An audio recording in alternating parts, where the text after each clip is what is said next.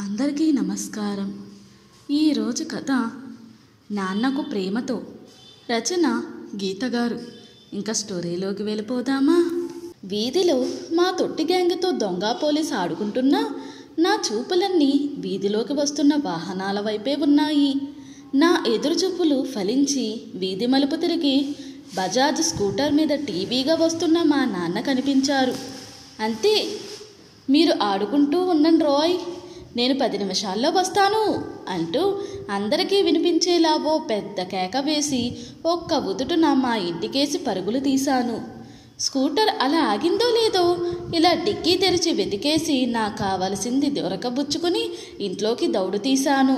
Scooter ఆగిన శబ్దానికి బయటకు వచ్చిన మా అమ్మ పాలకోవ డబ్బాతో ఇంట్లోకి పరిగెడుతున్న నన్ను చూసి, చిన్ని, నీకు కావలసినదొక్కటి ఇంట్లోకి తీసుకెళ్తే సరిపోయిందా? ఈ డిక్కీలోని మిగతా సరుకులు ఇంట్లోకి తీసుకురావడానికి ఓ చెయ్యి వెయ్యొద్దు, రా ఎలాగా అంటూ ఓ అరుపు అరిచింది. నాన్నకేసి తిరిగి, అయితే మీరు బజారు వెళ్ళేటప్పుడు మీ చెవిలో గుసగుసలాడుతూ అది చెప్పినది ఇదన్నమాట. ఇలా అడిగినవి అడిగినట్టు కొనిస్తూ పోతే ఎంత సంపాదనైనా ఏం సరిపోతుంది చెప్పండి అంటూ నాన్న మీద విసుక్కుంటూ నెమ్మదిగా సరుకులు ఇంట్లోకి చేరవేయడం మొదలెట్టింది. అందరిలా పిల్లల్ని షికారు తిప్పి హోటళ్లలో తినిపించే స్తోమత ఎలాగో లేదు నాకు. నా అదృష్టం కొద్దీ నువ్వు పిల్లలు కూడా నా చాలని గుమస్తా జీతంతో తీర్చగలిగే కోరికలే తప్ప అంతకు మించినవేవీ కోరరు. అడపాదడపా అవి కూడా తీర్చకపోతే ఎలా చెప్పు? మిగతా సామాన్లు ఇంటికి తీసుకొస్తూ తేల్చేశారు నాన్నగారు. బానే ఉందండి మీరు చెప్పేది, అయినా ఇప్పుడు మాకు వచ్చిన లోటేంటని?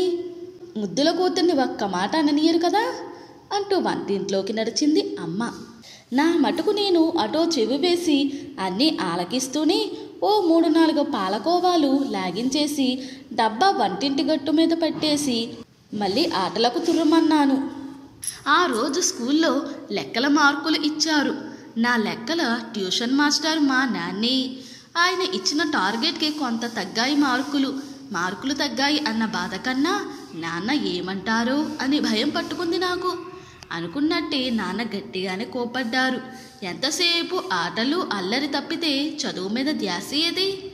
పరీక్ష అంటే భయము భక్తి ఏడ్చిందా అసలు? ఆన్సర్ పేపర్ చూసుకో, ఎన్ని సిల్లీ మిస్టేక్స్ చేశావో. చదువు మీద శ్రద్ధ లేకుండా ఏదో నా కోసం చదివితే ఇదిగో మార్కులు ఇలాగే ఏడుస్తాయి అంటూ ఓ కసురారు. ఈసారి తప్పకుండా అంటూ నేను ఏదో సన్నగా శనిగే లోపలి నాన్న నాకేసి సీరియస్గా చూసి అక్కడ నుండి వాకౌట్ చేసేశారు. అంతే, కడుపులోంచి దుఃఖం తన్నుకుంటూ వచ్చింది నాకు. ఇదేం విడ్డూరమే, ఆయన అన్న చిన్న మాటకి ఇవేం చోకాలు, ఇదేం వరుస, లే ఊరుకో ఇంకా అంటూ గదిలోకి వచ్చింది అమ్మ.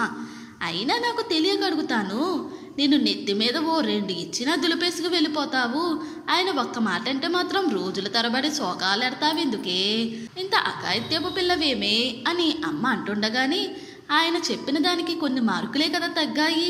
మళ్ళీ ఈసారి తప్పకుండా ఆయన చెప్పినన్ని మార్కులు తెచ్చుకుంటానని చెప్తుంటే వినిపించుకోకుండా కోపడ్డారమ్మా అని ఉక్రోషంతో వెక్కిల్లి పెట్టాను. అలాగే తెచ్చుకుంది గానీలే, నేను చెబుతాను ఆయనతో, ఇంకా భోజనానికి నడు అంటూ బలవంతంగా అన్నానికి లాక్కెళ్ళింది అమ్మ. అది 1987 ఏప్రిల్ నెల. బడికి వేసవి సెలవులు ఇచ్చారు. బామ్మగారు ఊరు వచ్చాం. మమ్మల్ని ఊరిలో దింపి వెళ్ళటానికి నాన్న కూడా వచ్చారు మాతో. ఆఫీసులో ఓవర్ టైం అని ఏవో పార్ట్ టైం ఉద్యోగాలని ఎప్పుడో మేము నిద్రపోయే టైంకి కానీ ఇల్లు చేరని నాన్న మాకు దొరకడమే కష్టం. అటువంటిది మాతో పాటు సెలవులకి ఊరు వచ్చి మా అందరితో ఆయనంత సమయం గడపడం మహాదానందంగా ఉంది మాకు. పెందరాడే భోజనాలు ముగించుకుని అందరం ఆరు బయట పక్కలు వేసుకుని పడుకున్నాం. నాన్న, నిద్ర రావడం లేదు, రేపు మమ్మల్ని నీ చిన్నప్పటి స్కూల్కి తీసుకెళ్ళి చూపిస్తానన్నావు కదా, ఆ కబుర్లు చెప్పు అంటూ అడుగుతున్న పిల్లల్ని చూసి, సరే వినండి అంటూ మొదలెట్టారు నాన్నగారు. ఈ ఊరు చాలా చిన్న ఊరు కదా. అప్పట్లో ఇక్కడ 5వ తరగతి వరకే ఉండేది బడి. ఆ పై చదువులు చదవాలంటే పక్క ఊరికి వెళ్ళాలి. అక్కడ కూడా 8వ తరగతి వరకే ఉండేవి క్లాసులు. ఆ పైన చదవాలంటే టౌన్కి వెళ్ళాల్సిందే. మేము 5వ తరగతి వరకు ఎలాగూ కానిచ్చేసాం. కానీ 6వ తరగతికి వచ్చేసరికి వచ్చింది చిక్కు. పక్క ఊర్లో బడికి వెళ్ళాలంటే పడవలో కాలవ దాటి అవతలి ఒడ్డుకు వెళ్ళాలి. నా చిన్నప్పుడే మీ తాతగారు అంటే మా నాన్నగారు పోవడంతో మా చేతుల్లో అసలు డబ్బులు ఉండేవి కాదు. పడవవాడికి ఇవ్వడానికి డబ్బులు లేక బట్టలు పుస్తకాలు నెత్తి మీద పెట్టుకుని నడుంలోతు నేలల్లో నడుస్తూ అవతలి ఒడ్డుకు చేరి బట్టలు వేసుకుని స్కూలుకు వెళ్ళేవాళ్ళం అంటూ చెబుతున్న నాన్నని ఆపి, మరి మీ షూసు జారి నేలల్లో పడిపోతేను అంటూ నేను వేసిన ప్రశ్నకి చిన్నగా నవ్వి, ఆ రోజుల్లో మీలా మాకేమీ స్కూల్ యూనిఫామ్లు షూసు లేవు.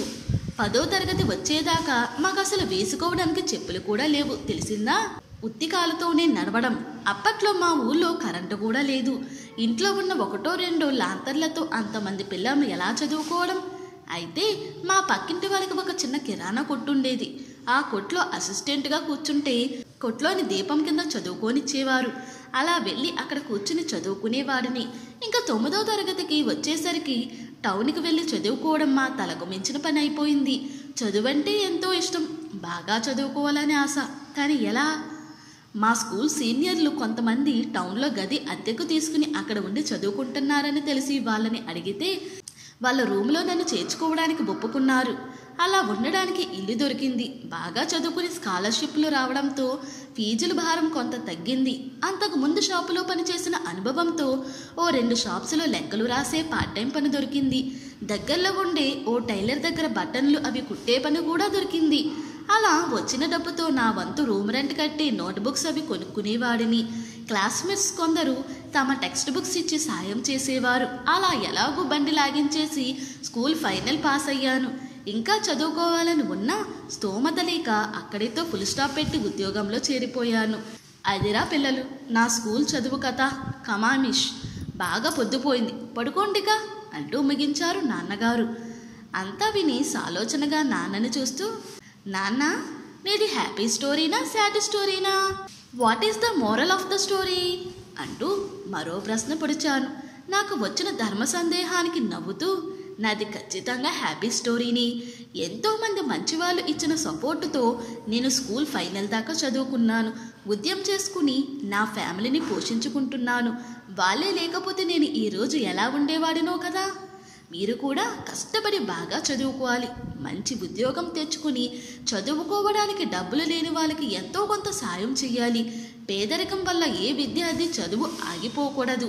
అన్ని దానాల్లోకి విద్యాదానం గొప్పదానం అంటూ మా అందరికీ గుడ్ నైట్ చెప్పి వెళ్ళి పడుకున్నారు నాన్నగారు. ఓహో, అందుకేనేమో చదువుకోవడానికో ఉద్యోగానికో వేరే ఊరు నుంచి వచ్చి మా ఇంట్లో ఎప్పుడు ఎవరో ఒకరు ఉంటూనే ఉంటారు. నేను కూడా పెద్దయ్యాక నాన్నలా అందరికీ సాయం చెయ్యాలి అని ఆలోచిస్తూ మెల్లగా నిద్రలోకి జారుకున్నాను. వేసవి సెలవులు ఇంకో వారంలో అయిపోతాయనగా తిరిగి మా ఊరు వచ్చేసాం. ఆ రోజు ఆదివారం ఉదయం టిఫిన్లు అయ్యాక పోయిన ఏడాదివి మా నోట్బుక్స్ ముందేసుకుని కూర్చున్నారు నాన్నగారు.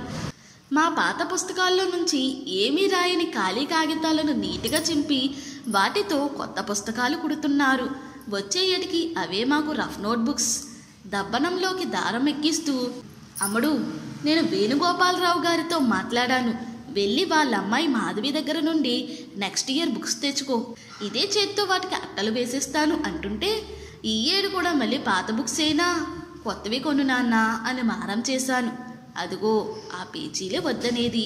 అన్నయ్య చెల్లాయి పాత బుక్స్ వద్దని నీలాగే పేచీలు పెట్టారా అంటూ అమ్మ ఇంకా ఏదో అనేలోపు నాన్న కలగజేసుకుని కొత్త అట్టలు వేసి ఎంచక్క నీకు ఇష్టమైన లేబుల్స్ వేస్తానురా, అప్పుడు చూడు నీ బుక్స్ కొత్త వాటికంటే బాగుంటాయి అంటూ ఇట్టే మరిపించడంతో సరేనని తలూపి నెక్స్ట్ ఇయర్ బుక్స్ తెచ్చుకోవడానికి మాధవి వాళ్ళింటికి తుర్రమన్నాను.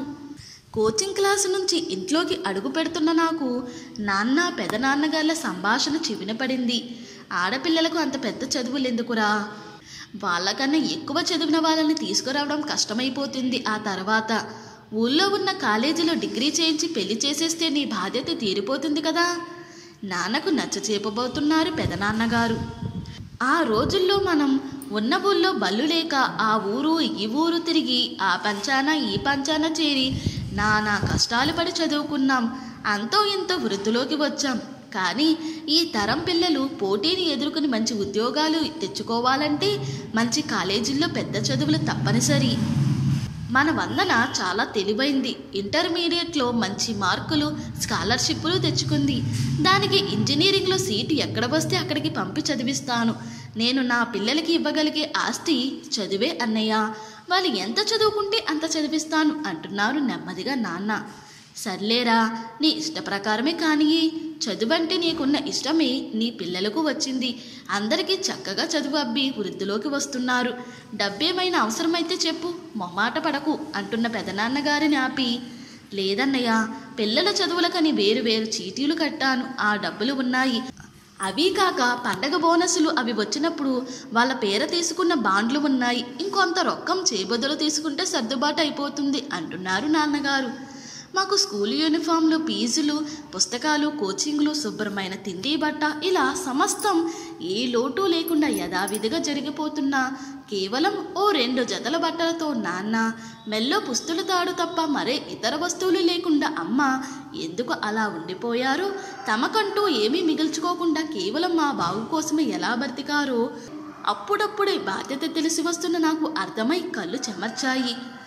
ఏమిస్తే వాళ్ళ రుణం తీరెను? బాగా చదివి వాళ్ళ కలలు నిజం చెయ్యాలి అనుకుంటూ ఇంట్లోకి నడిచాను. ఇంజనీరింగ్లో ఉండగా ఓసారి సంక్రాంతి సెలవుల్లో ఇంటికి వచ్చాను. వాకిట్లో ముగ్గు వేసి ఇంట్లోకి వస్తున్న నాకు తాతగారు నాన్నతో అంటున్న మాటలు చెవిన పడ్డాయి. వారి మాటల్లో నా ప్రస్తావన రావడం గమనించి చెవులు రిక్కించాను. బాగా ఎరిగిన సంబంధం కదా, మరోసారి ఆలోచించుకుంది అల్లుడు గారు. అబ్బాయిది పర్మనెంట్ ఉద్యోగం, పెద్ద పదవి, సంపాదన, మంచి స్థితిమంతులు. కాకపోతే అబ్బాయి వంట చేసుకోలేక ఇబ్బంది పడుతున్నాడని వెంటనే పెళ్లి చేయాలని అడుగుతున్నారు వాళ్ళు అంటున్న తాతగారి మాటలు విని గుండెలో రాయి పడింది నాకు.